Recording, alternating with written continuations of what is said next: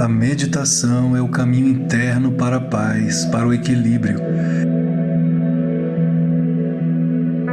Em um mundo conturbado, a prática da meditação acalma os redemoinhos da mente, as vritis, proporcionando maior clareza mental, conexão neuronal, maior qualidade de vida.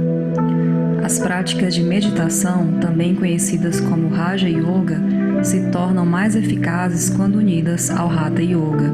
Os asanas, exercícios psicofísicos que preparam o corpo e a mente para períodos mais profundos do próprio Raja Yoga ou meditação. Além do Hatha Yoga e do Raja Yoga, as práticas de relaxamento profundo, conhecidas como sono consciente ou Yoga Nidra, ajudam a mente a se aprofundar ainda mais.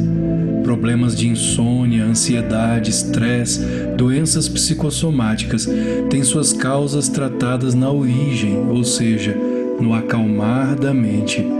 A mente tranquila é capaz de raciocinar com maior propriedade e chegar a conclusões mais acertadas, sem estresse.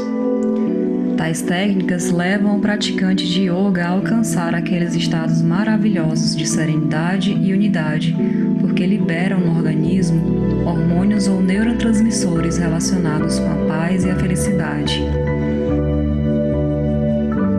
Isso não significa, porém, que a pessoa se torne alheia aos acontecimentos do mundo.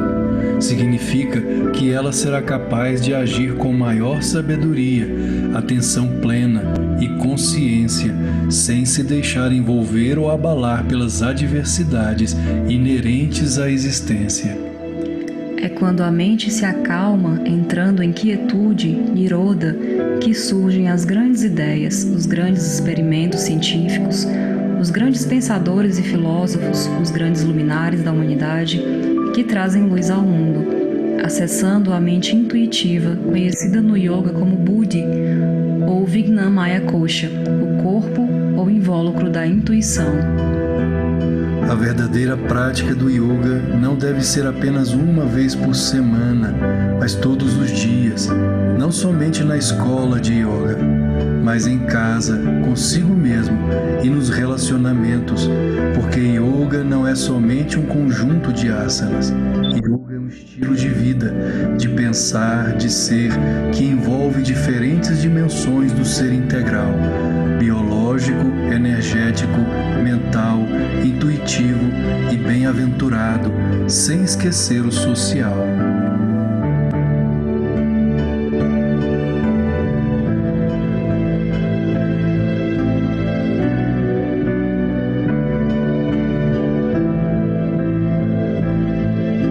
A Escola de Yoga do Lago, em Brasília, está abrindo suas portas.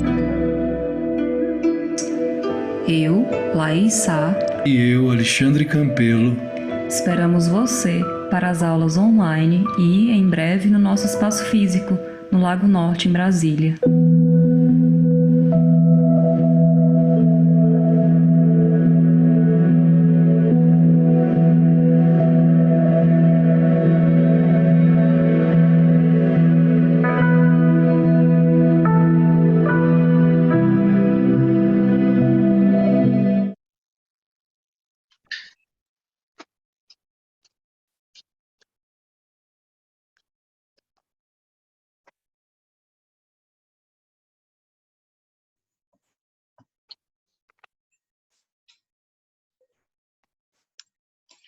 Boa noite. Olá, Namastê. queridos, namastê. Namastê, boa noite. Boa noite. Boa Namastê. noite. Boa noite, queridos. Joana, Rafael, Thelma, que bom ter vocês aqui. Eu gostei demais aí do vídeo, viu? Ficou muito bom. Ah, legal. Quando for Joana, montar minha que... escola... Oi, Rafael? Quando for montar minha escola aqui, eu vou pesquisar esse vídeo. Com certeza. Então, minha gente, nós queremos fazer esses encontros sempre, né? Estamos começando o nosso trabalho pela Escola de Yoga do Lago, eu e a Alexandra agora. e queremos fazer esses encontros sempre. Antes de nós partirmos para o Satsanga, eu queria convidar vocês para na outra, dias 19 e 20, que vai ser sexta agora e dia 20 agora, eu vou fazer um encontro chamado um encontro sobre histórias de coragem e superação. Então, é um encontro para as pessoas compartilharem suas histórias de vida, onde elas vão trazer histórias de coragem e superação. Então, vai ser bem bacana, baseado na terapia comunitária e também naquelas palestras do TEDx, do TED. E aí, quero convidá-los a participar. Sexta-feira agora, a partir de 6h30, até umas 8 horas, mais ou menos, e no sábado também, no mesmo horário. E aí eu mando o convite para vocês lá pelo WhatsApp, pelo Instagram, tá bom? Vai ser bem legal. Tá bom. Obrigado. Tudo bem, obrigada. Vocês também que forem participar já vão pensando nas histórias de vocês para compartilhar.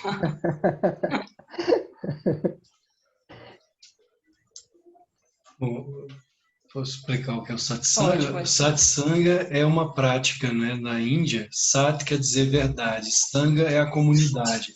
Na Índia, ocorre entre mestres e discípulos. Aqui, como nós não temos mestres encarnados, né, pelo menos, então é entre professores e amigos. E o objetivo é nós praticarmos a meditação e dialogarmos também em torno de um tema, né? E o tema de hoje é o que o yoga diz a respeito do propósito da vida, do propósito da existência.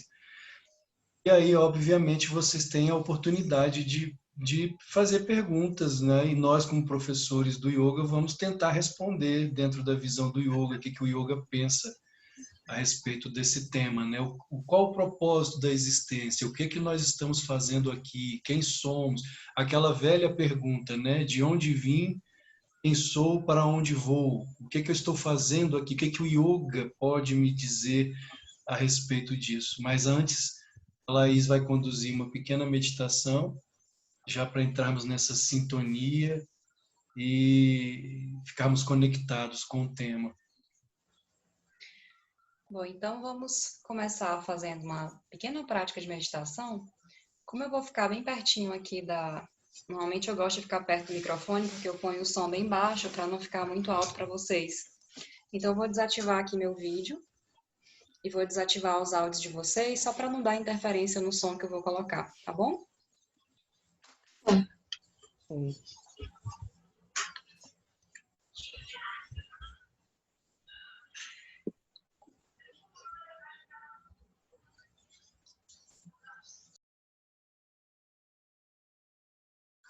Então eu peço a vocês que se ponham de uma maneira adequada, então com a postura com a coluna reta, se acomodando onde vocês estiverem sentados, ou no tapete, ou na cadeira. E aí eu vou compartilhar aqui um fundo musical para nós fazermos os nossos minutinhos de meditação.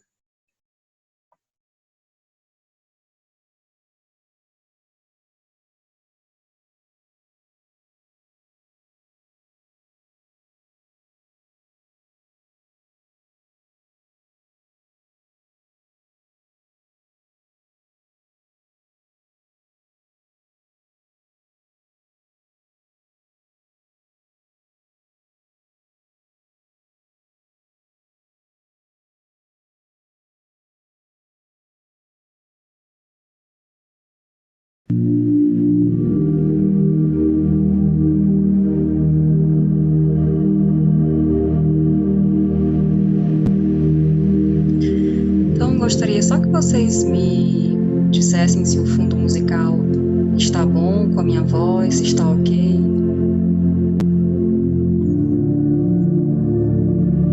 Ótimo. Bom, então vamos a uma pequena prática de meditação para nos trazermos aqui para este momento. Peço então a vocês que se mantenham com a coluna reta, ombros abertos, relaxe as mãos sobre as coxas.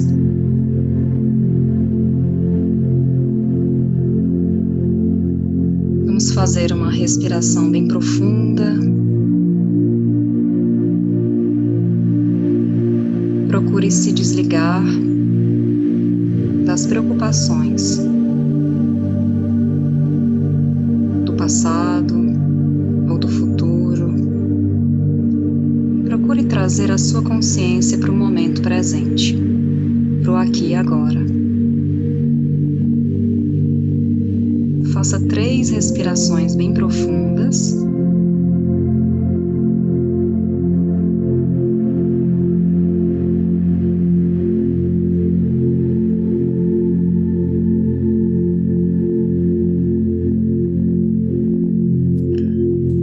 Agora vamos colocar as mãos em pranam, as mãos unidas em frente ao peito, frente ao centro do peito. Esse gesto com as mãos unidas nos ajuda a entrarmos em conexão, a aquietarmos a mente. Respire profundo. Vamos fazer uma afirmação mental. Então, por favor, repita comigo mentalmente, dizendo: este é o momento em que eu me recolho para fortalecer a minha saúde física, a minha saúde mental e a minha paz de espírito. Este é o momento em que eu me recolho para fortalecer a minha saúde física, a minha saúde mental e a minha paz de espírito. Faça uma respiração profunda. E agora repouse suas mãos novamente sobre as suas coxas. Deixe o seu rosto com um semblante bem suave, sereno, a testa lisa e relaxada, refletindo a tranquilidade da sua alma. Vá levando sua consciência para a respiração, para o inalar e para o exalar, para o ar que vai entrando e saindo naturalmente.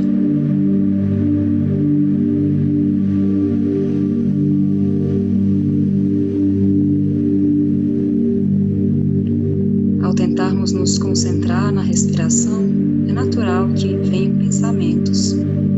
Você os deixa passar sem brigar com eles e reconduz a atenção para a respiração, para o inspirar e para o expirar.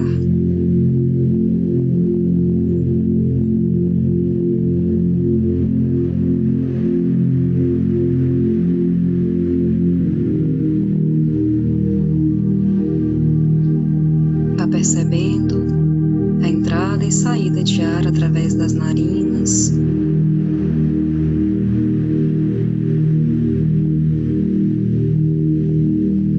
O ar entrando com uma temperatura ambiente e saindo com a temperatura um pouquinho mais aquecida. O ar entra, o ar sai.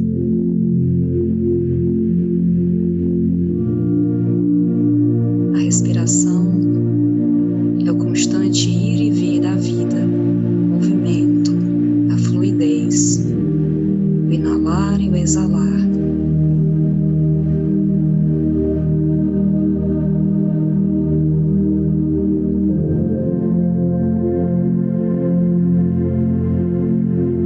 Deixe que a sua respiração te traga paz, tranquilidade, centramento.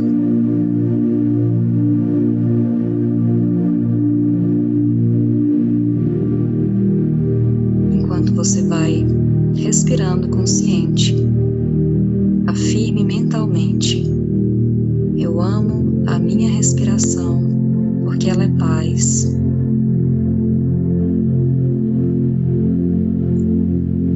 Eu amo a minha respiração porque ela é paz.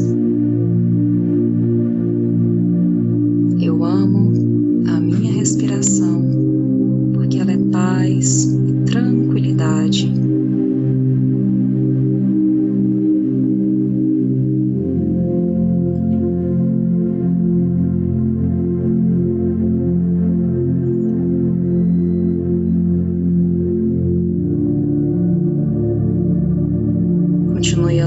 observar o ar entrando e saindo naturalmente.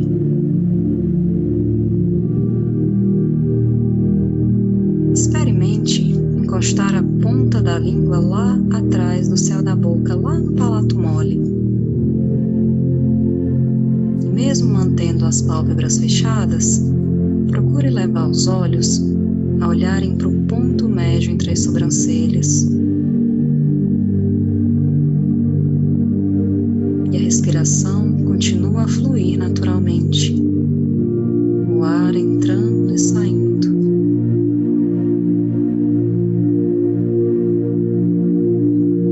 O inalar e o exalar.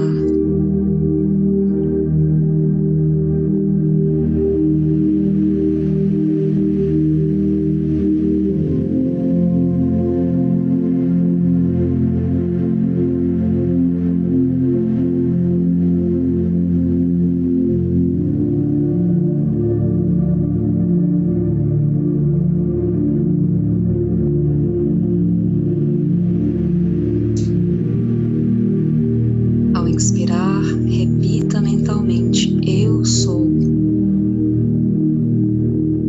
Ao exalar, paz.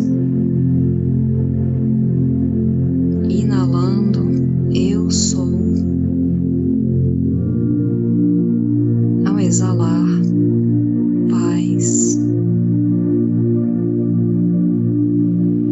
Eu sou. Paz.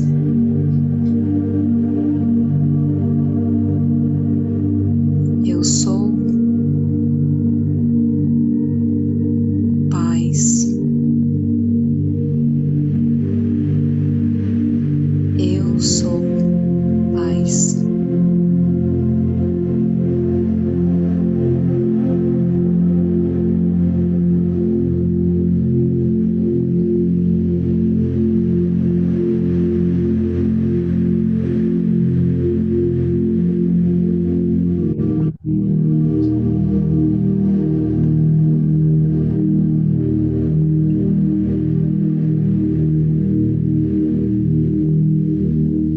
Faça uma respiração profunda agora. Perceba a sua mente tranquila, estável, com sensação de paz. A respiração tranquila, consciente. Novamente, faça mais uma respiração profunda.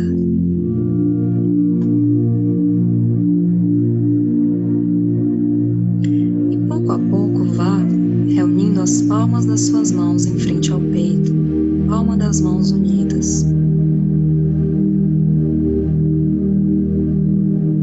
Mais uma vez, vamos fazer uma afirmação mental. Repita comigo mentalmente com convicção, dizendo: eu sou paz. Eu sou tranquilidade.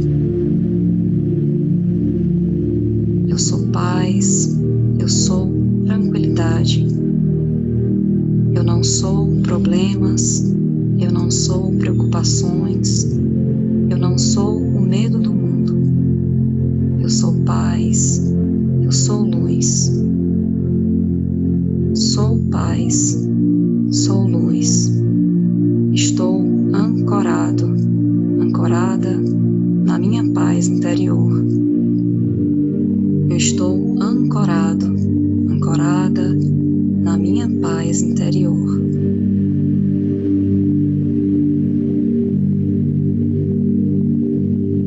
E que assim seja, então, vamos finalizar nos saudando. Namastê.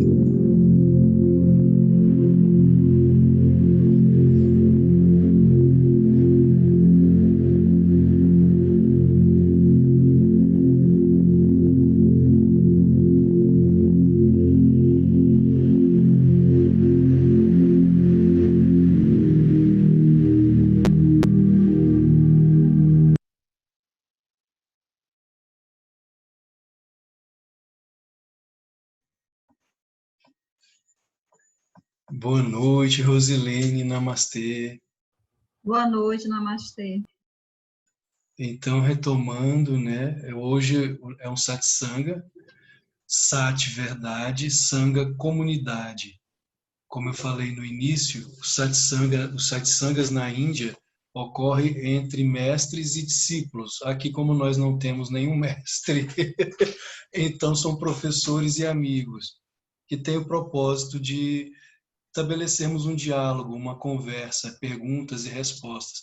E o tema é o que o yoga nos diz a respeito do propósito da existência.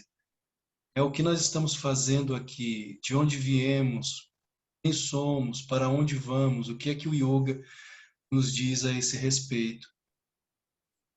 Eu vou iniciar então falando brevemente nosso ponto de vista dentro dos nossos estudos do yoga. Eu sou discípulo de Paramahansa Yogananda, mas na verdade eu comecei aos 14 anos de idade em um pequeno grupo de meditação de Brasília. Era liderado por uma senhora chamada, nós a chamávamos de Irmã Leonora. Foi ali que eu comecei as minhas práticas de Raja Yoga. Raja dizer régio, é a yoga régia, é a yoga da meditação, né, da introspecção. E eu tive experiências ali que eu posso dizer realmente muito fortes, em que eu sentia os meus chakras, os centros de energia, e não havia a menor dúvida de que eles realmente existem. Na época eu não sabia o que era, porque eu sentia aquela energia, mas não sabia o que era. E aí foi através dos livros, né, buscando nos livros, que eu fui entendendo o que acontecia comigo com as práticas de meditação naquela época. Depois, mais tarde, bem depois, bastante tempo depois, é que eu vim encontrar Yogananda, Paramahansa Yogananda, que hoje é aclamado pai do yoga no Ocidente. Mas essa questão, né, da existência, de onde eu vim, quem eu sou, para onde eu vou, já vinha até antes do meu encontro com a irmã Leonora, nesse pequeno grupo de meditação. Desde criança eu já me perguntava, né, quem eu sou, de onde eu vim. Eu já tinha essa incógnita, essa pergunta.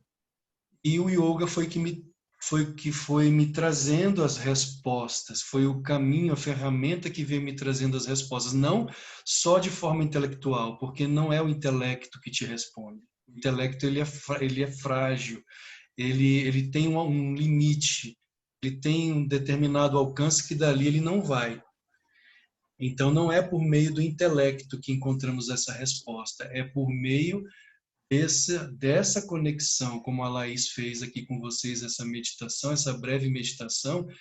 O yoga nos diz, é nessa conexão interna, nessa sensação interna de paz, em que você vai mergulhando, mergulhando, e chega até o momento em que você é capaz de sentir os chakras, essa ananda, né, essa bem-aventurança dentro de você, é que você encontra a resposta. E ela não é necessariamente traduzida em nossa linguagem, em nossa pobre linguagem humana. A linguagem humana ela é incapaz, ela é totalmente incapaz de dizer o que é isso aqui, quem somos. Então você tem que sentir. Não adianta racionalizar. As perguntas existem, obviamente, os mestres existem, não é? Sempre existiram ao longo de toda a humanidade. Os shastras indianos são os textos sagrados, estão aí. Mas mesmo esses textos, se você não sentir isso dentro de você, mesmo os textos sagrados, mesmo os mestres falando, ainda fica aquela incógnita. Então você tem que sentir. A resposta vai ser sempre dentro de você. A Laís, obviamente, teve a experiência dela também com yoga, inclusive eu a conheci, foi graças às práticas dela do yoga, em Teresina, né, no Piauí, em que ela, inclusive, levava yoga para a rua. A Rosilene, inclusive, nos conheceu na rua. A Laís dando aula de yoga na rua. Foi lá que a Rosilene nos encontrou em Teresina. É verdade. E então, não sei se você quer falar um pouquinho da sua experiência. É interessante porque o tema do satsang é que o yoga fala sobre a existência. o Alexandre contou um pouquinho da história dele. No meu caso, encontrei o yoga também meio que dentro dessa pergunta. Por quê? Porque eu sempre fui uma pessoa muito introspectiva e também buscava razões para minha existência, essas perguntas que normalmente o ser humano se faz, não é? E aí eu era estudante de filosofia e na época, então, sendo estudante de filosofia, essas perguntas, obviamente, é disso que a filosofia trata. Só que na época ainda da faculdade, na faculdade de filosofia, eu estava em meio a uma crise existencial, de fato, e sofria de depressão também. Então, trabalhava mais esse lado que o Alexandre falou, o lado mais do intelecto, e faltava o outro lado, que era o lado espiritual, digamos assim. E aí a minha mãe me levou para o yoga, me dizia, inclusive, que yoga era o que me faltava, e realmente ela tinha razão, é por isso que eu estou aqui hoje. E então, através do yoga, eu consegui encontrar essa pergunta que eu me questionava sempre, e de uma forma muito mais profunda do que o que a filosofia me trazia. E por essa razão, nunca mais deixei o yoga, e acho que todo mundo que encontra esse caminho jamais volta atrás, porque o yoga traz realmente as respostas que a gente busca dentro de nós. É engraçado que foi minha mãe também que me levou Eu acho isso bem legal. pro yoga. E o bom é que as duas levaram, né, mas também não ficaram, né? Foi só para levar mesmo. É, A minha mãe me levou e não ficou. E a mãe da Laís a mesma coisa. os As meus, mães só desempenharam os papéis dela. tanto o yoga, quanto o reiki, quanto a terapia comunitária, os três foi minha mãe que me colocou. Legal. A filosofia realmente, como a Laís falou, a filosofia, inclusive eu fiz 4 anos de direito, desisti porque vi que não era a minha área, mas nessa época que eu fiz direito tinha aula de filosofia. Depois fiz 2 anos de psicologia, me formei em pedagogia e tenho uma pós em teologia. Mas na época do direito havia um professor de filosofia e eu fiz uma pergunta para ele: professor, o senhor poderia me dizer, dentro do seu conhecimento, qual a diferença entre a filosofia, né, porque a filosofia é ocidental, e o conhecimento, o pensamento oriental? Filosofia é o amor à sabedoria, né? Sofia, conhecimento, filos, amor à sabedoria. Mas é apenas o amor à sabedoria. A filosofia ela não te dá, não te leva a uma conclusão do que a realidade é. Ela sempre deixa aquela incógnita. Por quê? Porque a filosofia ela está ligada ao racional. E o racional é incapaz de compreender aquilo que está além da própria mente, como os yogis afirmam. E aí o meu professor falou isso, que a diferença entre a filosofia e o pensamento oriental, a filosofia ocidental e o pensamento oriental, é que a filosofia ela realmente não chega a essa conclusão do que é isto aqui. E a sabedoria e o pensamento oriental, ele falou, é sabedoria. Mas ele falou com certo desdém, né? Como se a sabedoria ela estivesse ligada necessariamente à teologia, ao conhecimento de Deus, e que, portanto, seria inferior, não é, à filosofia. A sabedoria oriental seria inferior, na visão dele, à filosofia ocidental. E aí eu discordei, já nessa época eu já era discípulo de Yogananda, de Paramahansa Yogananda, e eu então disse a ele: professor, o senhor me permite discordar? Eu não creio que as diferenças sejam exatamente essas, porque a sabedoria, como o senhor mesmo disse, oriental, ela não é baseada necessariamente no racional, ela é baseada na experiência. E a experiência é algo que você não consegue traduzir. Por mais que você tente, por mais que os mestres tentem, eles escreveram livros, estão aí os Shastras, mas eles mesmos falam, o que nós colocamos nos textos, o que nós falamos, não é aquilo que nós vemos.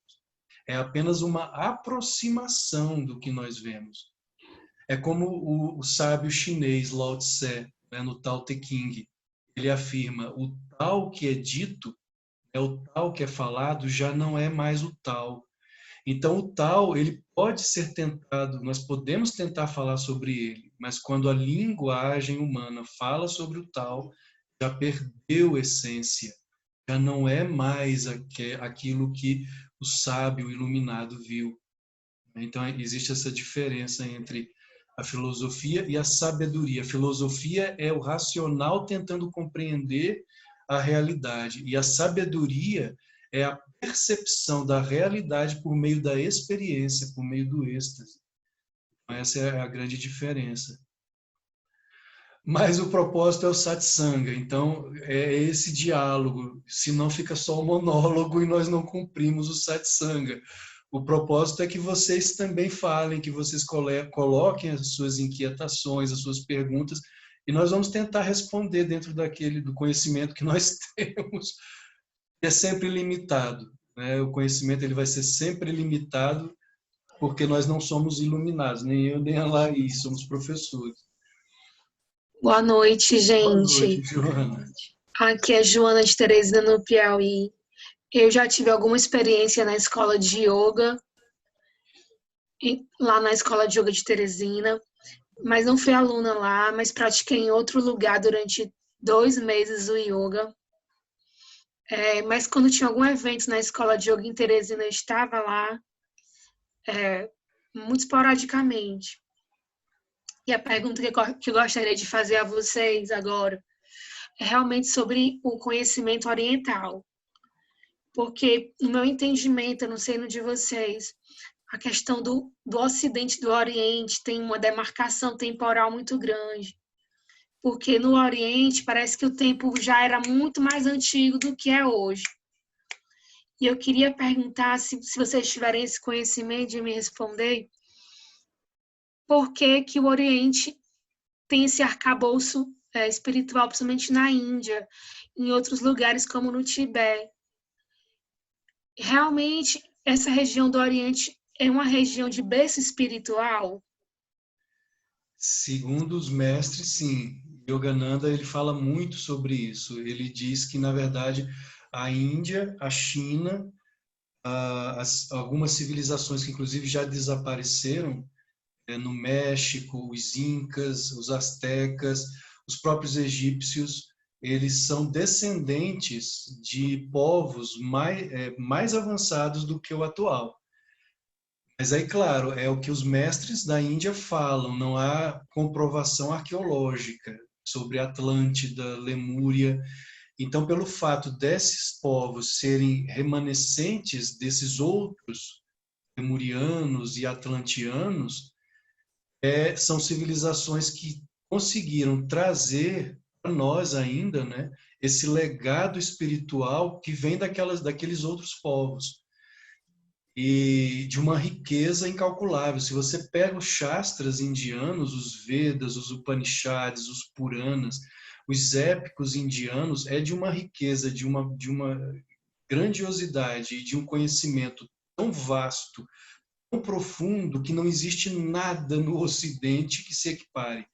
Só para nós termos uma ideia, o Mahabharata, que é considerado o maior épico do mundo, ele é maior do que a Odisseia, ele é maior do que todos os épicos ocidentais. São 100.000 parelhas de versos, somente o Mahabharata. Isso sem falar do Srimad Bhagavatam e tantos outros textos indianos. Então é uma riqueza realmente impressionante que nenhuma civilização no mundo produziu. A Índia é o berço dessa.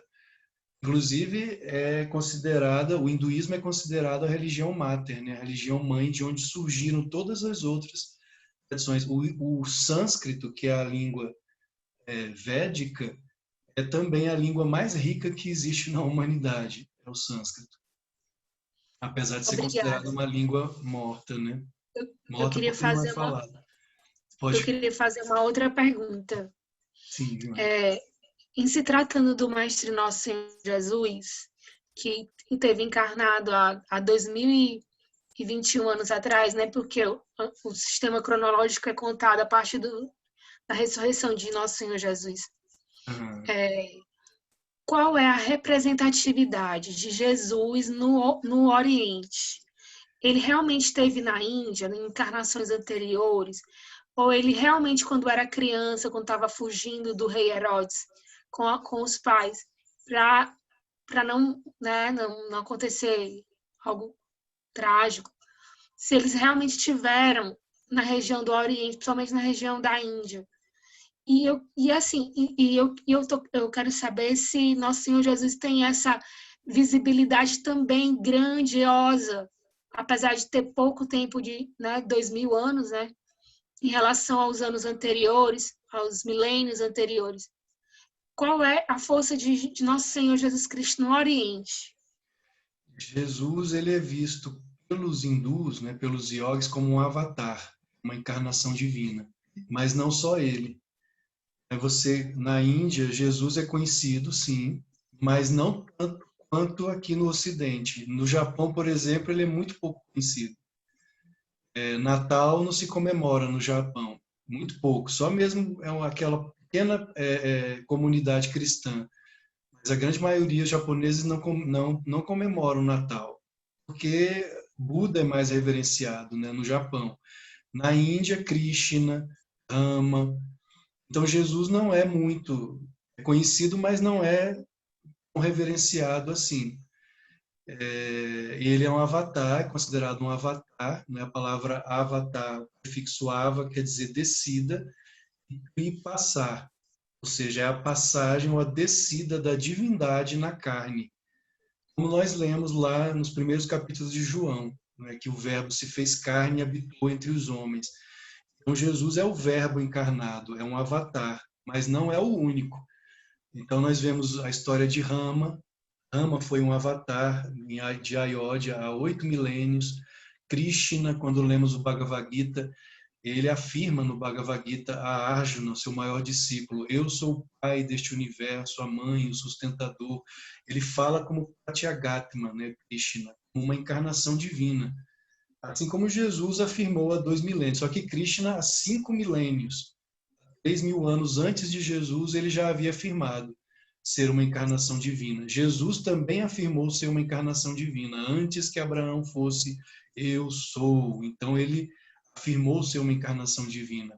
Adi Shankaracharya também, no século II antes de Cristo, ele cantava: nascimento, nem morte, nem casta eu tenho, pai e mãe não tenho também, eu sou ele, eu sou ele, eu sou felicidade infinita. Então Shankara também afirmou sua unidade com o Espírito, e muitos outros seres divinos que produziram milagres muito semelhantes, inclusive, aos de Jesus: andar sobre as águas, ressuscitar mortos.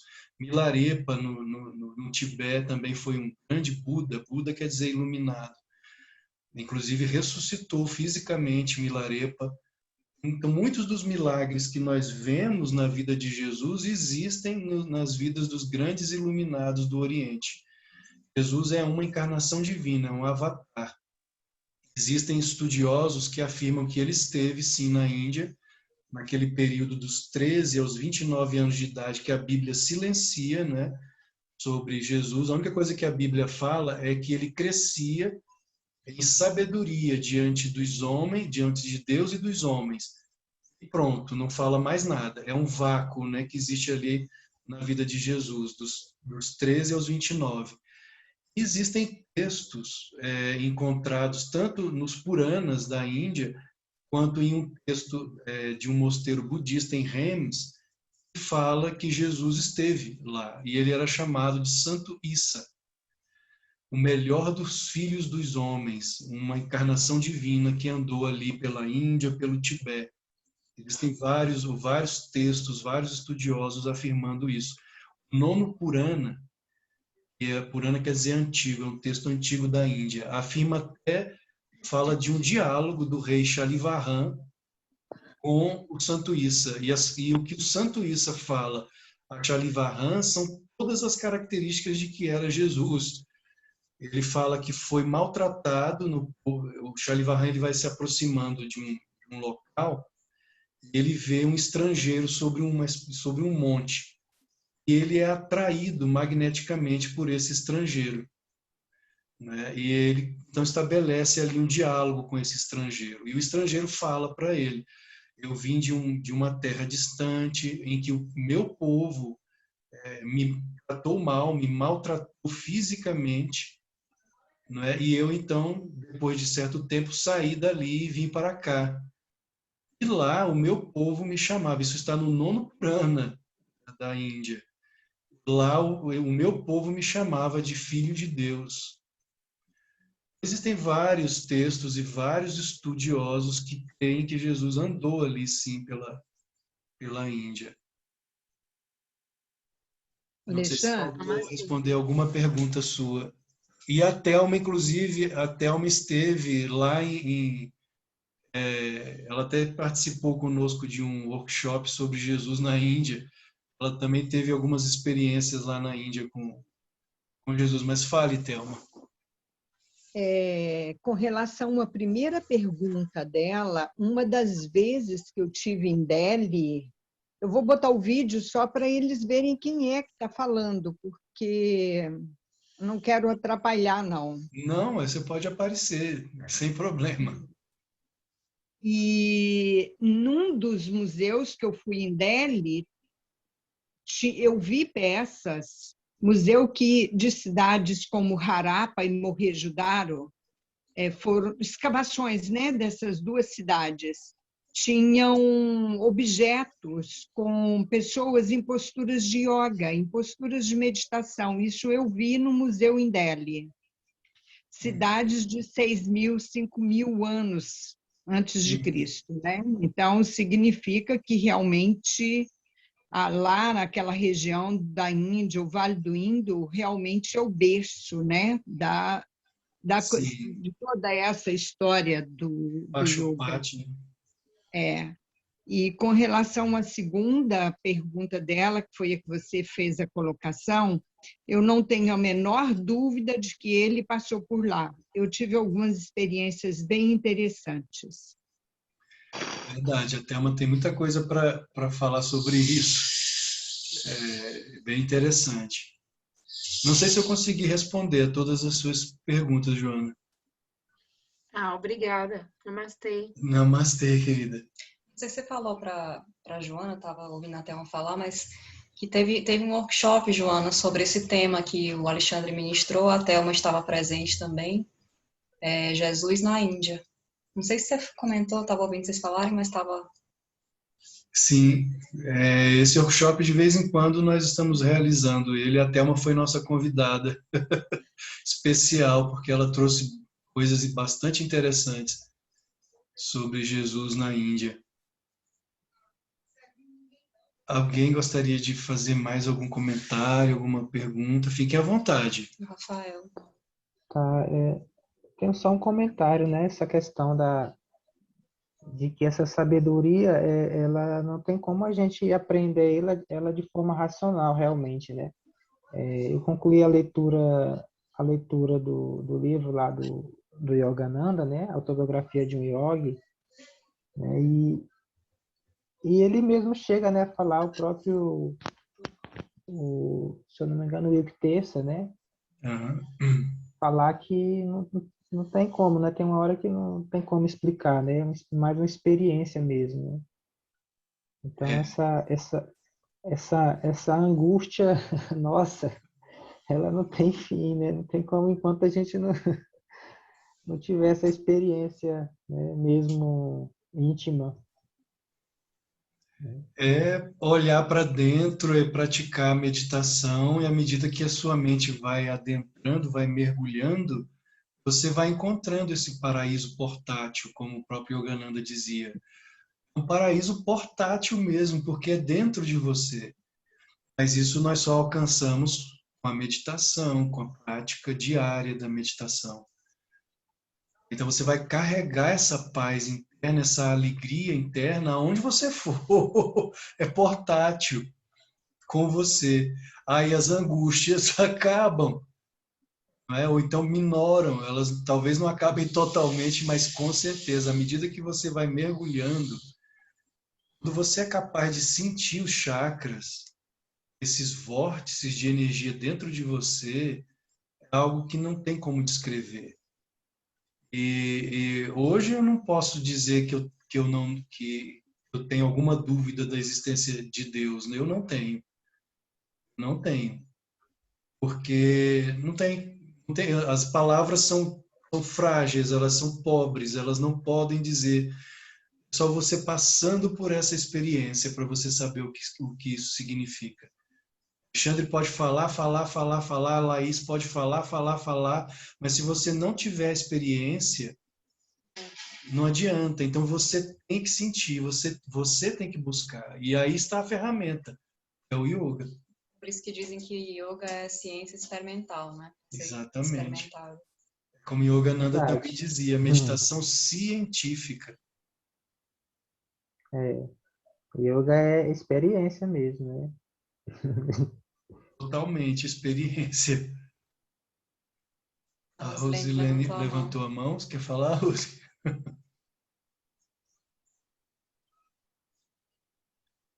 Seu áudio. É interessante quando se coloca que os remanescentes, né, dos egípcios, né, os incas e outros povos, né, eles são remanescentes de uma sabedoria, trazem uma sabedoria que é bem mais antiga de outros povos, né, que muito mais antigos, né, e chegou até nós. Interessante quando se fala aí a relação entre Oriente e Ocidente, porque nós ocidentais, nossos paradigmas, né, no século XVI, né, na transição da Idade Média para a Idade Moderna, nossos paradigmas foi o surgimento do pensamento racional, né?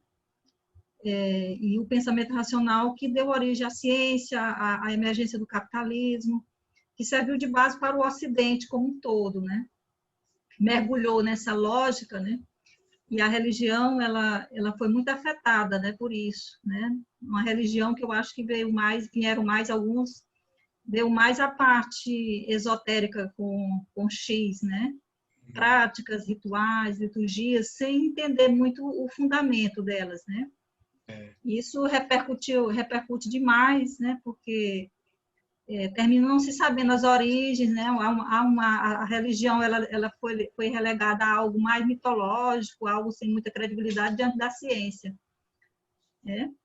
E aí a yoga, né? Ela tem um papel importante quando ela traz, né? Traz a dimensão de Deus para dentro, né? Do homem, né? Ela emancipa o homem, na verdade, né? Se o homem ele é dono de si mesmo, como se diz, ele não vai depender das instituições, né, nem da religião nessa parte exterior, né, na parte esotérica com X, né, a religião ela tem muito mais, né, além de ser importante, sim, né, a configuração das instituições, né, tem um papel importante, mas muito mais a religião ela é a parte interna, né, da interiorização. E sobre isso eu queria fazer uma pergunta, né, uma questão para vocês. Como vocês pudessem falar um pouco mais, né? Porque a gente vê que a meditação, né? Que é um prolongamento aí da concentração, né? Meditar em Deus, né? Trazer a devoção, esse processo de interiorização. E sempre a gente vê, né? Que é colocado, né? Sempre a concentração na respiração, né? Então eu queria que vocês falassem um pouco mais disso, né? Qual a importância dos pranayamas, né, para esse estado de dharana, né, de concentração e de meditação, né? E como é que vocês veem isso, né? Porque quanto mais se concentra, né, se medita, claro, mais vai se percebendo, né, essa dimensão mais leve, né, a dimensão mais rarefeita, né, de que nós somos constituídos, né, afastando um pouco mais dessa vestimenta mais grosseira, né, que a gente se identifica no dia a dia pelo desconhecimento de muitas coisas, né. Então, o que eu tenho percebido é que com a concentração, né, com a meditação, vai se recolhendo esses sentidos e vai se sensibilizando com a parte energética bem leve, né? E eu acredito que a respiração, por ser tão leve também, é o que nós temos de mais leve, né? Energeticamente falando, né? a gente sente que parece que nossa essência está ali, né? E não nessa parte mais grosseira, né? Queria que vocês falassem desse caminho, né? Dos pranayamas, como é que vocês veem isso? Depois eu... Os yogis, eles descobriram isso também há milênios, que a respiração, ela está diretamente ligada aos nossos pensamentos. O que nos traz o sofrimento do mundo são justamente os pensamentos agitados, a mente agitada. É o que faz com que a nossa consciência se exteriorize.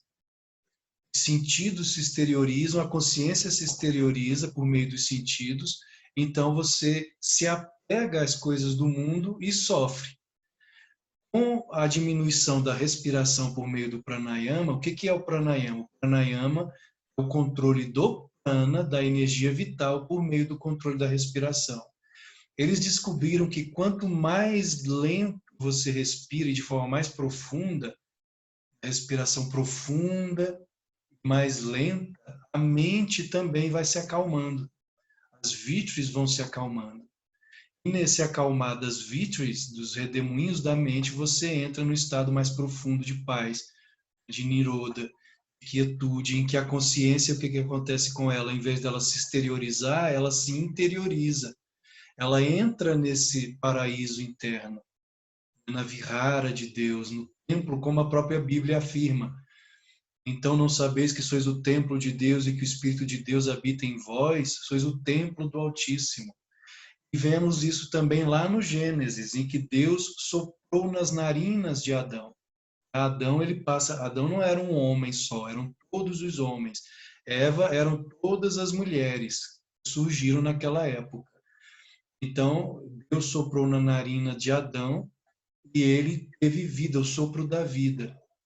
Os antigos judeus, eles diziam que a salvação está no alento. Isso é muito interessante. Da mesma forma como Deus soprou nas narinas de Adão, dando vida a ele, e isso é yoga, isso é uma das coisas que estão nos textos sagrados do hinduísmo, do yoga.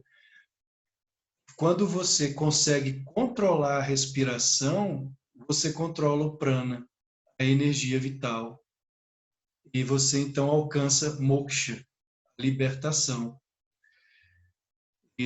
Então, por isso, a respiração ela está totalmente ligada a esse controle ou não. Quanto mais rápido você respira, inclusive Yogananda ele dá o exemplo na autobiografia de um yogi, da tartaruga gigante.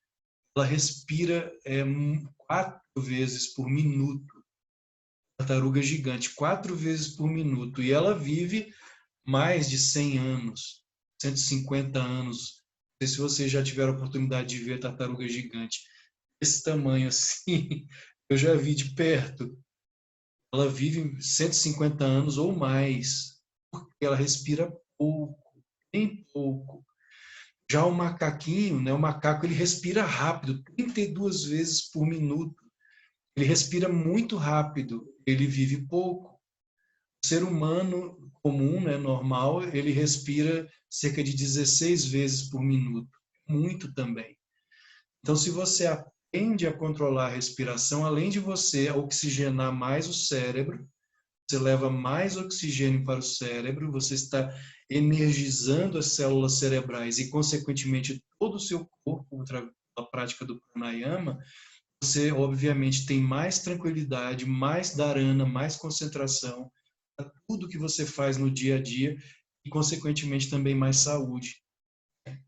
A respiração é como se fosse a própria mente, né? No sentido de que quanto mais a mente está agitada, mais curta é a respiração. Quanto mais calmo você está, mais tranquila vai ser a respiração. E às vezes é difícil acalmar a mente quando a pessoa está muito ansiosa, a mente fica muito cheia de coisas. E aí você, de forma racional, tentar amenizar os pensamentos é difícil. Então, a forma mais sábia de acalmar a mente é através da respiração. Voltar a atenção para a respiração e tomar consciência dela, e aí depois fazer exercícios de ir aumentando o tempo do inspirar e depois do expirar.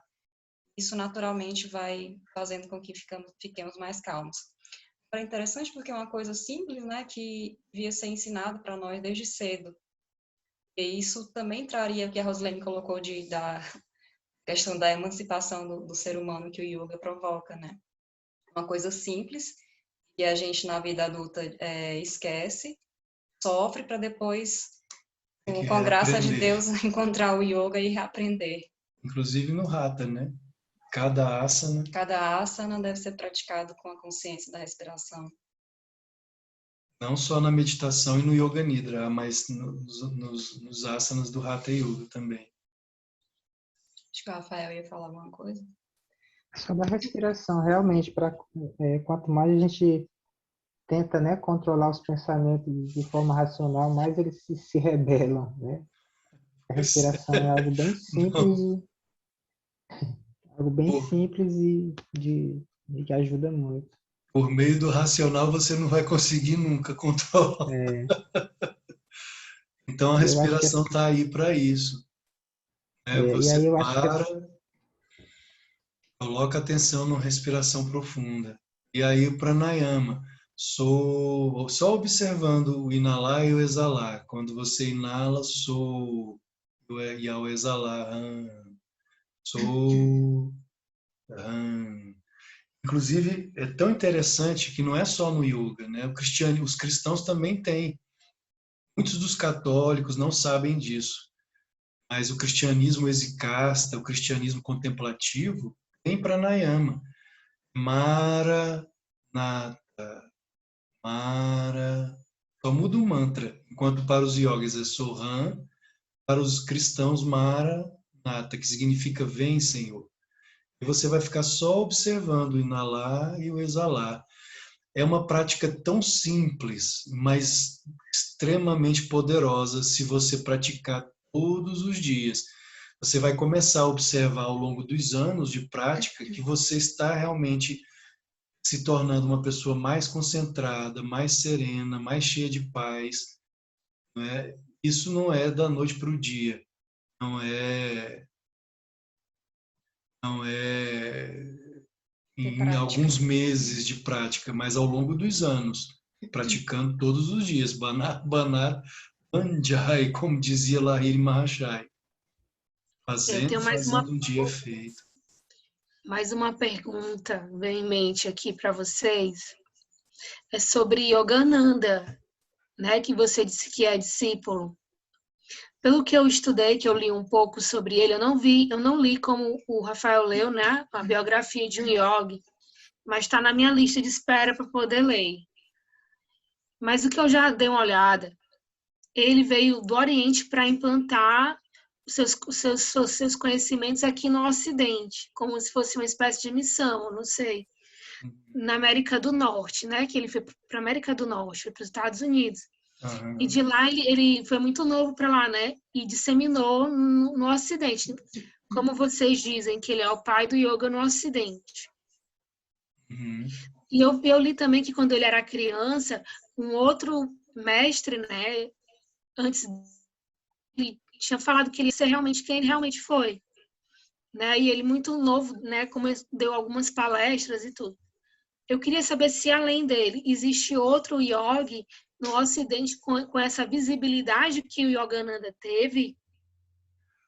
Com a visibilidade que ele teve, não, mas tiveram outros. Swami Vivekananda veio bem antes de Yogananda. Em 1893, ele foi considerado um gigante espiritual dos Estados Unidos. Foi ele, na verdade, que começou, né? Inclusive, antes dele, teve o Swami Ramtirtha, mas o Swami Ramtirtha ficou muito pouco tempo. Então, ele não é muito considerado o Ramtirtha, apesar de ser um iluminado também. Então, começou com Vivekananda, em 1893. Ele trouxe as 4 principais formas de yoga. Karma, Dhyana, Bhakti e Raja Yoga, Vivekananda. Ele também ficou pouco tempo, ele só ficou de 1893 a 1900 e voltou para a Índia. Aí, em 1920 foi que Yogananda veio. Yogananda ficou 32 anos. Ele apareceu muito mais, ficou muito mais visível graças à autobiografia de um yogi. Agora, depois dele, sim, tiveram outros também com grande visibilidade. Ok. Eu acho que o Rafael ia falar. Você ia falar alguma coisa, Rafael? Não. Ah. Quer dizer, eu ia, mas esqueci. Sobre Quer o dizer, eu tema, ia, mas esqueci. Respira para Esqueci. lembrar. sobre o tema em si, né? O que o yoga tem a dizer a respeito do objetivo da vida? Vocês teriam alguma questão sobre o que nós somos, de onde viemos, o que o yoga afirma sobre isso? Sim, Alexandre. Pois é, sobre o tema, né? A gente já conversou, acho, algumas coisas sobre, né? Sobre essa visão do yoga, né? É a questão da reencarnação que está presente, né? No yoga. E a pretensão, né? Da iluminação. Eu acho que seria, se pudesse revisar novamente aí essas questões, seria bom. O Rafael e a Rosilene são alunos do nosso curso de formação em yoga. As reencarnações, na verdade, elas também são consideradas ilusórias, viu, Rafael? Mesmo as reencarnações, porque nós somos, de fato, não são as encarnações. As encarnações ou reencarnações, elas existem apenas nesse reino de dualidade. O que nós realmente somos, que é o Atma, a alma, ela nunca encarna. O nosso eu verdadeiro, o nosso eu real, não encarna. O que encarna é o ego, é o jiva, é a mente, né? Os budistas, inclusive, falam que o que passa de uma existência a outra é a mente, né? E não o eu real. O eu verdadeiro, ele não encarna. Existe, inclusive, nos Upanishads, a história de dois pássaros em cima de uma árvore. Aí tem um pássaro no alto, num galho mais alto, e um pássaro em um galho mais baixo. O pássaro que está no galho mais alto seria o Atma, a alma. Ele está sempre observando, ele só observa. O pássaro que está embaixo, que é o ego, é o jiva, é ele que age no mundo. Ele é que faz as coisas no mundo, mas ele é pura ilusão. O que é real é o Atma. O Atma é imóvel, ele não age, ele apenas observa. O que encarna é o pássaro de baixo, o que reencarna. A alma não. Ela não encarna, ela é sempre pura, sempre imaculada, ela não se macula, ela não se envolve com as experiências do mundo, apenas a mente que vem dela, que vem do Atma. Então, de onde nós viemos? Viemos exatamente dessa natureza. O que nós somos? Essa natureza. Tatavan Asi, né? Como dizem os Upanishads, Tatavan Asi, tu és isso, você é isso. E o que é isso? Não se pode dizer, é impronunciável. O que nós somos verdadeiramente é impronunciável. Mas é dito também que somos a imagem, como a própria Bíblia afirma, a imagem e semelhança do Espírito, que é Deus. Os textos da Índia afirmam, nós somos uma pegada de Brahman. Isso para que o nosso racional possa entender dentro de uma analogia. Mas o que nós somos realmente, isso só quando você chegar lá, você vai poder compreender o que você é de fato. Enquanto nós somos aqui como Alexandre, Laís, Joana, Rosilene, Thelma, Rafael, nós somos apenas uma fagulha de uma realidade muito maior, e essa fagulha com esses nomes não é capaz de compreender. Nós ainda não somos capazes de compreender o que verdadeiramente somos. Só para termos uma ideia, nós usamos muito pouco do nosso cérebro, da capacidade do cérebro. Ah, mas nós usamos o cérebro inteiro. Sim, mas a capacidade do cérebro é muito pouca, o que realmente usamos.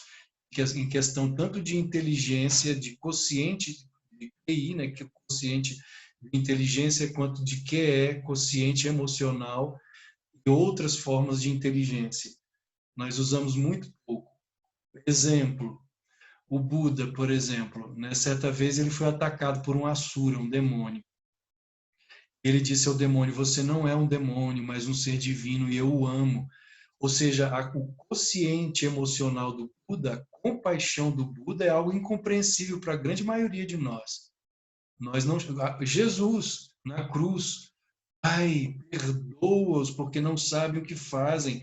Essa compaixão, essa caruna de Jesus pelos seus algozes é incompreensível para muitos de nós.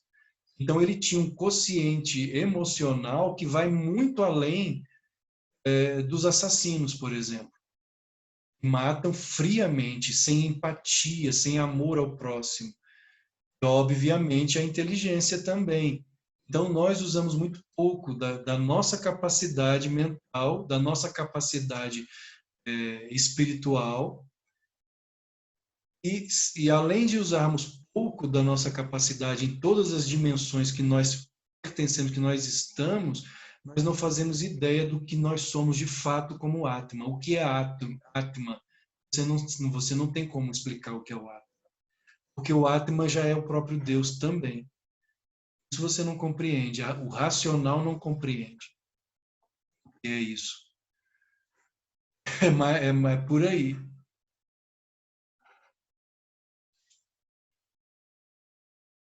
Alexandre, Oi, Rafael. e a questão da iluminação, né? A iluminação é exatamente essa descoberta de quem você realmente é. Ananda Maima, a mãe saturada de beatitude, que Yogananda visitou em 1936 na Índia, ela não se referia a ela mesma pelo nome. No corpo dela mesmo, ela falava, quando ela ia falar sobre ela mesma, ela falava, este corpo. A consciência dela estava tão unida, tão conectada com a realidade, a outra realidade, e o eu, a Ananda Mai, para ela era pura maia, era pura ilusão. Este corpo, isso aqui não sou eu. Inclusive os discípulos muitas vezes tinham que colocar comida na boca dela, porque se ela, por ela mesma, às vezes até ela deixava de comer. Ramana Maharishi também, né?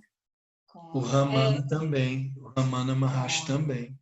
Aproveitando aqui que a gente está nessa live, eu gosto muito de perguntar, vou fazer mais uma pergunta. Fique à vontade, mano. Bom, pelo que eu estou compreendendo e entendendo da fala do Alexandre, a Índia, né, por ser um país assim, extremamente espiritual, a questão da dualidade, do bem e do mal, né, que a gente sabe que existe a dualidade, a gente está no mundo encarnado sofrendo bem, ou passando bem ou sofrendo algo. Eles conseguem superar e ascender, ultrapassar esse sofrimento humano e chegar num estado encarnado que não conseguem mais sentir o sofrimento, por exemplo, a energia negativa, o mal, as coisas nefastas. Eles conseguem subir, ascender nesse patamar de equilíbrio espiritual, energético, que essas energias negativas não sei se eu estou me deixando compreender. Sim, está. Essas energias negativas não atrelem esse estado de consciência elevada, digamos assim. Não sei se eu me deixei entender. Sim, entendi o que você quis dizer. Apesar da Índia ser um país considerado espiritualizado, não significa que todos os indianos são espiritualizados, são pessoas santas e espiritualizadas, não. Eles são pessoas como nós, pessoas comuns. A religião deles é que é muito poderosa, é muito profunda, e tem uma sabedoria muito grande. Não significa que todos eles sigam o hinduísmo. Não é assim, a gente pensa, vou para a Índia e lá vai ter só santo. Não, existem pessoas comuns, pessoas de todos os tipos, desde pecadores, como a própria Bhagavad Gita fala, comedor de cachorro, como se diz no Bhagavad Gita. Bhagavad Gita é a Bíblia dos hindus, né? O diálogo entre Krishna e Arjuna. Existem até os comedores de cachorro, entre aspas. Claro que a gente não vê pessoas comendo cachorro, mas é um modo de se dizer, né? De se expressar. até pessoas realmente santas, mas os santos mesmo, ainda assim, são poucos. Mesmo na Índia, são poucos, pouquíssimos. O próprio Krishna ele afirma no Bhagavad Gita, de 1000, um me busca, e de 1000 que me buscam, um me encontra. Então a santidade não é uma coisa simples, não é uma coisa fácil. Ah, eu vou começar a meditar hoje e amanhã já me tornei santo. Não é assim. Por isso que Lahiri falava tanto, repetia tanto, Banat, Banat, Banjai. A dualidade, ela pertence a todos nós, até aos santos, eles sofrem. Quente e frio. Agora você tocou num ponto bastante interessante, Joana, que é titiksha, que nós devemos desenvolver. Titiksha é o ânimo inalterável, que o yoga ele deve buscar isso. Então, por exemplo, treinar a sua mente para que ela não seja frágil diante das adversidades. Como assim? Buscar, por exemplo, tomar banho frio, você fortalece a sua mente. Fortalece, inclusive em Teresina isso é até fácil, porque Teresina é bem quente e muitas casas nem tem chuveiro elétrico por causa do calor. Agora aqui em Brasília, tomar banho frio já é um desafio maior. Mas o yoga ele deve treinar a mente dele, fortalecê-la, justamente para que quando vierem as adversidades, tanto as adversidades, porque faz parte disso aqui, a adversidade faz parte desse mundo, o sofrimento faz parte desse mundo. Então você fortalece a sua mente para que o seu corpo seja resistente, resiliente às adversidades físicas, às adversidades emocionais, às adversidades mentais. Aí sim você está caminhando como um verdadeiro yogi. A pessoa mentalmente frágil, mentalmente e emocionalmente frágil, ela não está agindo como um yogi, ela não está no caminho do yogi. Yogananda, por exemplo, ele fala, certas vezes ele procurava meditar em um lago gelado, a noite toda num lago gelado. Ele treinou a mente dele para não sentir frio. Ou, como ele mesmo diz, às vezes eu meditava na areia escaldante da Índia. Areia quente, sentava na areia quente e ficava por horas ali meditando. Isso é titiksha, ânimo inalterável. Alguém chega e te ofende. Não se ofenda tão facilmente. Seja equânime. Essa equanimidade é que te blinda contra as adversidades do mundo. Se você se deixa ofender, se deixa levar pelo sofrimento mental, físico e emocional, você não é um verdadeiro yogi. O yogi ele tem que treinar a mente dele para isso. Aí existe até, inclusive, o ditado, né? A mente ser mais poderosa do que o corpo, mais forte do que as necessidades do corpo, e a alma mais poderosa do que a mente. Esse é uma meta do yoga. É tão prova que tudo é a mente mesmo, porque eu lembro demais que aí em Teresina, às vezes passando no sinal e vendo uns moradores de rua, às vezes passando só com calçãozinho, os pés no chão, meio-dia, e No caminhando calor de normal, Teresina, normal assim, caminhando. descalços. Você não vê aquelas. Você acha, claro que você É pensa a que mente. isso, quando eu vi essas cenas, eu ficava assim, nossa, tudo é a mente mesmo. E claro que os atletas fazem esse treino também porque eles têm objetivos dentro do esporte. Agora, também a pergunta da Joana, Alexandre, é até bom você comentar um pouco sobre isso. Ela colocou como é que não sei se foi isso, mas eu vou colocar aqui, aí você pode me corrigir, Joana.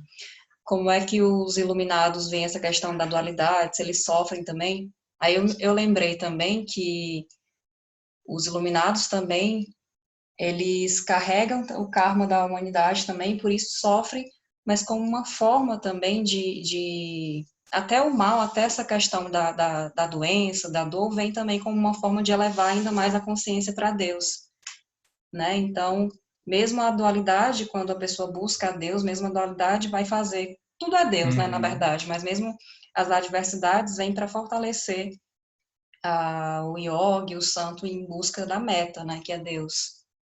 Sim, eles não negam a dualidade do mundo. Eles dizem que o sofrimento existe, sim, inclusive para eles. Jesus, quando ele foi crucificado, ele sofreu, né? Ele sofreu as dores físicas. Existe um texto apócrifo, um evangelho apócrifo, o Apocalipse de Pedro, que diz que na hora que Jesus estava ali sendo crucificado, ele sentia no corpo as dores terríveis, mas a alma dele, ao mesmo tempo, de uma forma paradoxal, a alma dele ria daquela situação. E isso me lembra uma experiência de Paramahansa Yogananda, mais uma vez Yogananda, né? O irmão Ananda Moy, que foi um dos discípulos diretos dele, porque nos últimos dias da vida de Yogananda, isso que a Laís falou, os mestres, eles absorvem por compaixão o karma dos discípulos no corpo deles, porque eles já não têm mais karma. Como eles já não têm mais karma, os avatares, não os santos. O avatar é alguém maior do que o próprio santo. Como eles já não têm karma, por compaixão, eles absorvem no corpo deles o karma dos discípulos. E já no final da vida de Yogananda, ele sentia muitas dores físicas, porque ele estava absorvendo o karma dos discípulos. O irmão Anandamoy conta que certa vez ele foi ajudar Yogananda a se locomover, e ele se aproximou, não é, do mestre e tocou no braço de Yogananda. Na hora que ele tocou o braço de Yogananda, ele diz que veio um fluxo de bem-aventurança para ele, de uma alegria incrível. Ele pensou, meu Deus, eu sei que ele está sentindo dores, mas como pode ele estar sentindo dor física e ao mesmo tempo, quando eu toco no braço dele, vem esse fluxo de alegria, de uma bem-aventurança. E aí mais uma vez ele pensou, como eu quero chegar a essa condição de poder ajudar as outras pessoas da mesma forma como ele faz isso, né? Absorvendo no corpo dele o karma dos outros, mas ao mesmo tempo ele borbulha de felicidade interna, de alegria interna. E aí na hora que ele pensou isso, ele só pensou, ele não verbalizou, ele apenas pensou, e Yogananda olhou para ele sorrindo e disse, não se preocupe, a sua hora vai chegar. E então agora eu perdi um pouquinho o fio da meada, mas é essa equanimidade, eles absorvem no próprio corpo deles. Sim, a dualidade ela existe. O frio, o quente, o bem e o mal, isso tudo existe aqui, não no absoluto. Em Deus nada disso existe, mas aqui nesse reino de dualidade, todas essas coisas existem, até os santos sofrem. Eles sofrem, mas é esse paradoxo. Ao mesmo tempo que eles sofrem, eles também estão borbulhando de felicidade interna. É diferente de nós, porque nós só sofremos. A pessoa comum, ela só sofre. Ela não está borbulhando de felicidade. O santo está. Essa é a diferença entre a pessoa comum e o santo, o iluminado. Ele sofre, mas ele está em Deus, ele está mergulhado em Deus. Como São Francisco de Assis também, né? São Francisco também passou por momentos assim. Rafael, vamos Sim. levantar. Alexandre, a gente já também falou sobre isso, mas eu ainda tenho uma dúvida a respeito dessa questão do propósito da existência, né? Que no yoga a gente fala a respeito da lila cósmica, né? Do jogo, né? Mas eu ainda não compreendo assim como assim, se o propósito é a iluminação, a libertação, né? Moksha, mas assim, isso só existe porque a gente está aqui, né? Então não precisa, a gente não tivesse aqui, não precisaria. Então não faz sentido, né? Então, às vezes eu fico até imaginando assim, porque muita coisa passa pela minha cabeça, né? Eu fico imaginando assim, então quer dizer que a gente está sendo só uma experiência de Deus, jogou nós aqui para ver como é que a gente vai.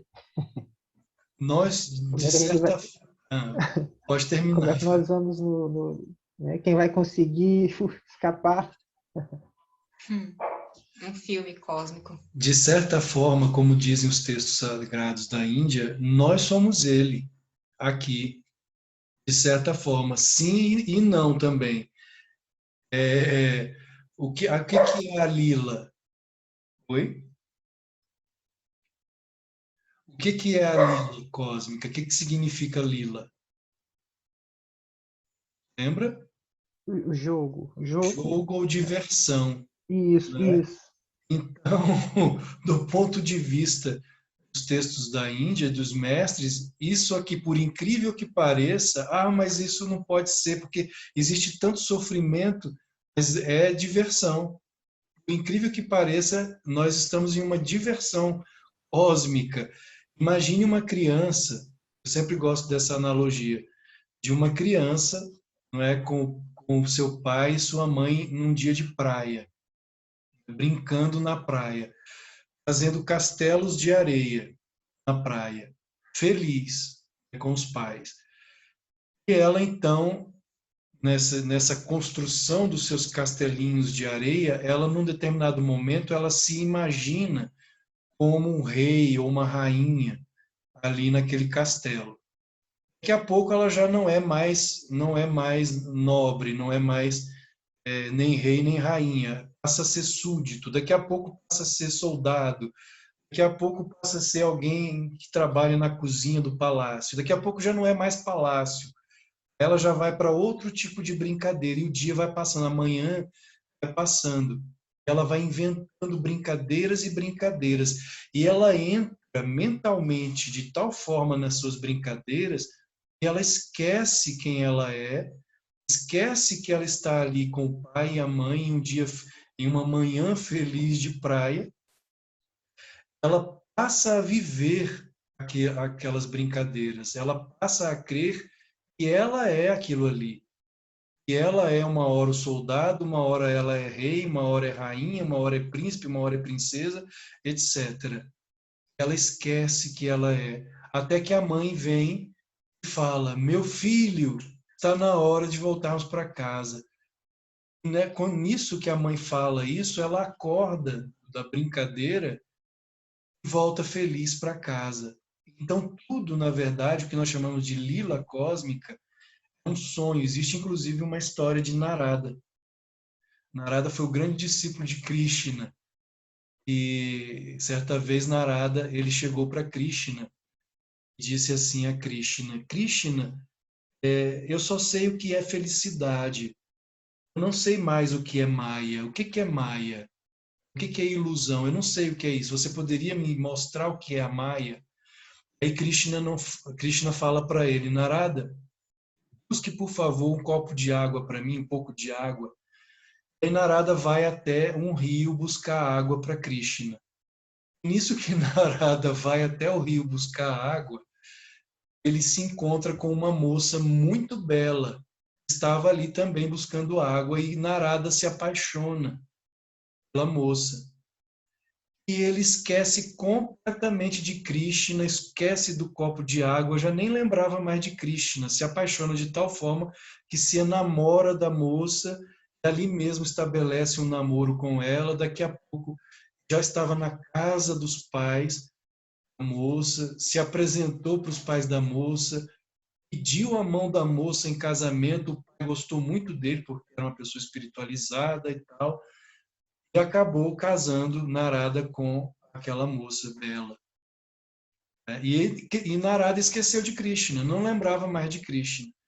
O tempo foi passando, ele teve filhos com essa moça, até que um dia houve uma inundação na cidade dele, né, muito grande, a água tomou tudo na cidade, invadiu inclusive a casa deles, e Narada ali desesperado, tentando salvar a esposa, tentando salvar as crianças, fez de tudo para salvar a mulher e os filhos e não conseguiu, porque a correnteza era muito forte. A mulher morreu afogada, as crianças morreram afogadas, e Narada então foi até a margem e se viu ali só em prantos, em desespero, chorando, perguntando para Deus: meu Deus, por que isso aconteceu comigo? Por que isso aconteceu comigo? minha mulher, meus filhos, meu Deus. Aí ele vai e ouve a voz de Krishna. Narada, Narada, cadê o meu copo de água, Narada? Cadê o meu copo de água? Ou seja, Krishna mostrou para ele Entendi. o que é Maya, né? Isso aqui é Maya, nós estamos dentro da Maya. Desperte disso aqui, acorde, awake, né? Tem o documentário Awake de Yogananda. Desperte, desperte. Enquanto você continuar acreditando que isso aqui é real, apesar de que, como o próprio Yogananda dizia, isso é semelhante a um sonho. Claro que se você quebra um braço, você vai ter um braço quebrado. Sonho. No sonho, dói. Então, faça tudo para não quebrar o braço. No sonho. Mas é um sonho. Isso aqui não é a realidade do Rafael. Aliás, nem Rafael existe. O que existe é o Atma. Realize o Atma. Você estará livre desse pesadelo. É isso aqui. Certa vez perguntaram a Yogananda se ele acreditava no inferno. E ele disse ao discípulo, onde é que você pensa que está? O inferno é aqui. Então, liberte-se disso. Entre nessa alegria, nessa bem-aventurança que está dentro de você mesmo e não haverá mais sofrimento. Não sofrimento comum à grande maioria. Porque o mundo lá fora vai continuar com as suas guerras, com as suas... nem Jesus conseguiu mudar o mundo, nem Buda, nem Krishna mudou o mundo. Quem somos nós para mudarmos o mundo? Mas façamos a nossa parte naquilo que cabe a cada um de nós, né? E agora esperar mudar o mundo, transformar o mundo, isso só mesmo com o passar das yugas, com o passar das eras, né? Evolução. Não sei se consegui te responder, tirar as suas dúvidas, Rafael. Conseguiu sim. Então, eu acho que então vamos dizer assim, o segredo é não dar muita importância, né? Assim, levar muitas coisas, Não levar a vida tão a sério. não se Como eu apegar acabei às de coisas, dizer. né? Não se apegar. Durma de forma confortável em uma cama, no dia seguinte desenvolva titiksha, ânimo inalterável, durma no chão. Treine a sua mente para que você não sofra. Você sabe como São Francisco dormia? Claro que São Francisco é um exemplo, talvez, bastante forte para nós. Mas ele dormia, o travesseiro dele ou era pedra, ou era madeira. Isso quando nós vamos a Assis, na terra de São Francisco, nós vemos o quarto onde ele dormia, pedra em Monteluco, com madeira. Isso é uma titiksha, né? Um ânimo inalterável, um controle mental poderosíssimo, né, de São Francisco. Mas nós não somos São Francisco, pelo menos tenhamos coragem de, pelo menos, seguir a poeira dos pés dele, pelo menos, né? Queridos, já passamos 1h30, mas nós estamos aqui por vocês. Vocês é que mandam. Se tem mais alguma questão, nós já vamos convidando vocês também para o Cine, né? Vai ter o Cine. Nós também marcamos um Cine Yoga, que seria para o dia 20 agora, só que nós resolvemos colocar para o último fim de semana, que é dia 27 e 28, provavelmente vai ser no dia 28, domingo à tarde. Então, Cine Yoga nesse mesmo formato aqui pelo Zoom. O filme nós ainda vamos escolher para divulgar para vocês. Sempre relacionado com o yoga, algum filme interessante relacionado com o yoga.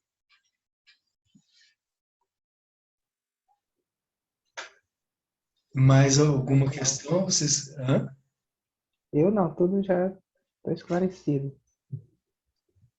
E de vez em quando vamos então fazer, né? Sempre com tema. Se vocês quiserem também sugerir temas, tragam para nós que nós fazemos essas lives, esses satsangas. Então, agradecendo a vocês, né? Porque eu acho que essas reflexões levam a gente a imaginar um pouquinho mais além, né? E Vamos participar mais para trocar mais conhecimentos, tá bom? Gratidão por sua presença, Joana. De todos vocês, Rosilene, Thelma, Rafael. E Muito obrigada a vocês. Obrigado, Rosa. gratidão. E aproveitar também, no outro fim de semana vai ter o encontro que eu mencionei para vocês, sobre com histórias de coragem e superação. Ah, é. E aí a gente manda para vocês o convite, tudo direitinho, tá bom? Então, super gratidão a vocês. Namastê. Ótimo fim de semana para nós. Até o próximo. Obrigada por estarem aqui conosco. Até o próximo. Namastê. Namastê. Tchau, tchau. Tchau.